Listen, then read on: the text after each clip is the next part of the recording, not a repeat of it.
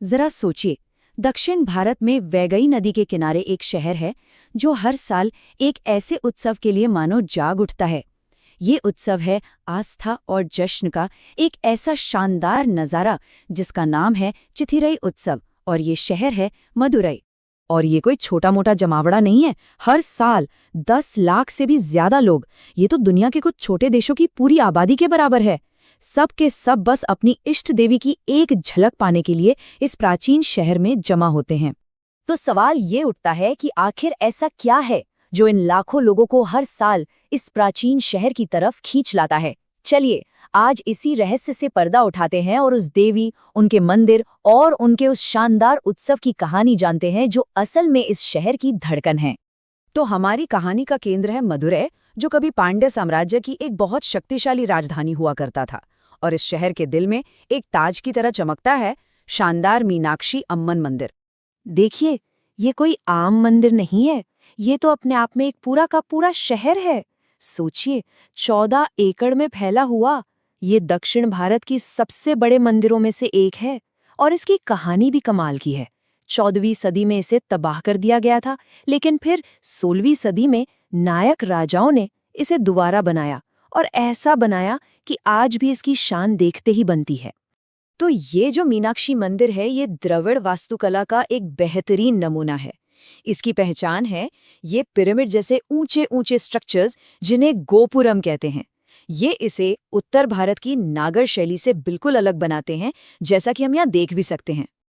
अच्छा, मंदिर तो बहुत भव्य है, लेकिन इस मंदिर और उत्सव के दिल में कौन है?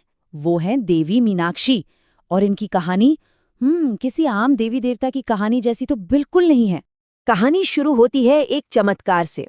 एक राजा रानी थे जिनकी कोई संतान नहीं थी। उनकी प्रार्थनाओं के जवाब में एक पवित्र अग्नि यज्ञ से एक बच्ची का जन्म हुआ, जिसका नाम रखा गया तड़ातकई। पर उनके जन्म के साथ एक रहस्य भी जुड़ा था। उनके 3 स्तन थे, और इसी के साथ जुड़ी थी एक बहुत ही शक्तिशाली भविष्यवाणी, जो आगे चलकर उनके भविष्य को एक नया आकार देने वाली थी। भविष्यवाणी ये थी कि जिस पल वो अपने होने वाले पति से मिलेंगी, उनका तीसरा स्तन अपने आप गायब हो जाएगा। ये एक ऐसी बात थी जिसने उनकी पूरी जिंदगी की दिशा और उनकी किस्मत तय कर दी। तो उन्हें नाजुक राजकुमारी की तरह नहीं, बल्कि एक योद्धा की तरह पाला गया, और वो बनी भी एक अजेय महारानी। अपनी सेना के साथ एक के बाद एक युद्ध जीतते हुए वो उत्तर में हिमालय तक, कैलाश पर्वत तक जा पहुंची। और फिर वहीं दुनिया की उस चोटी पर उनकी मुलाकात हुई भगवान शिव से, और जैसे ही वो उनसे मिली, भविष्यवाणी सच हो गई। उनका तीसरा स्तन गायब हो गया, और फिर वो दोनों अपने भव्य विवाह के लिए मदुरई लौट आए। और बस यही वो दिव्य विवाह है जिसे आज भी हर साल चिथिरई उत्सव के तौर पर मनाया जाता है। असल में ये पूरा उत्सव मीनाक्षी और भगवान शिव, जिन्हें यहाँ सुंदरेश्वर कहा जाता है, कि उसी दिव्य विवाह का एक भव्य रीएनेक्टमेंट है। ये उत्सव एक तरह से एक दिव्य नाटक की तरह है, जिसके कई हिस्से हैं। सबसे पहले होता है पट्टाभिषेकम, यानी मीनाक्षी की ताजपोशी, जब उन्हें मदुरई की रानी का ताज पहनाया जाता है। फिर होता है दिग्विजयम, उनकी सैन्य जीतों का जश्न। इसके बाद आता है थिरुकल्याणम, यानी वो भव्य शादी समारोह। और आखिर में होता है रथोत्सवम, जिसमें इस दिव्य जोड़े को रथ पर बैठाकर पूरे शहर में घुमाया जाता है।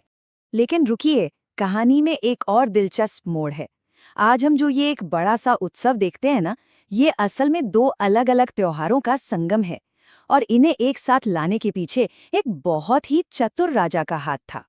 बात ऐसी थी कि पहले मदुरई शहर में शिव के भक्त यानी शैव मीनाक्षी के विवाह का उत्सव मनाते थे, और उसी समय शहर के बाहर विष्णु के भक्त यानी वैष्णव भगवान अलगर की यात्रा का एक अलग ही उत्सव मनाते थे।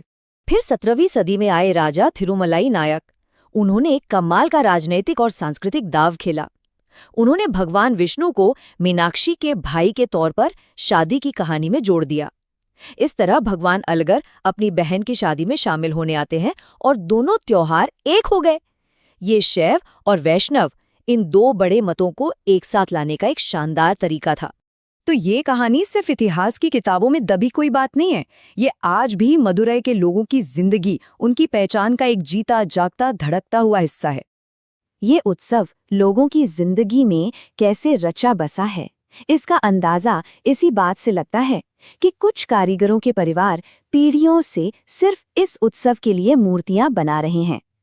छोटी छोटी बच्चियां देवी मीनाक्षी का रूप धरकर जुलूस में शामिल होती हैं, और उन लाखों भक्तों की तो बात ही क्या, जिन्हें देवी मीनाक्षी में एक माँ, एक रक्षक और अपनी प्रेरणा दिखती है। इस भावना को गायत्री नाम की एक भक्त के शब्द बहुत खूबसूरती से बयान करते हैं। वो कहती हैं कि देवी उनके लिए सिर्फ पत्थर की मूरत नहीं है, बल्कि शक्ति का वो स्रोत है जो उन्हें जिंदगी की हर मुश्किल से लड़ने का हौसला देती हैं। तो आखिर में सवाल यही है, क्या होता है जब कोई प्राचीन कथा सिर्फ एक कहानी न रहकर लाखों लोगों के लिए एक जीती जागती हकीकत बन जाती है, जब वो उनकी आस्था, उनकी पहचान, उनकी जिंदगी का केंद्र बन जाए? मदुरै का चित्रई उत्सव शायद इसी सवाल का सबसे खूबसूरत और जीता जागता जवाब है।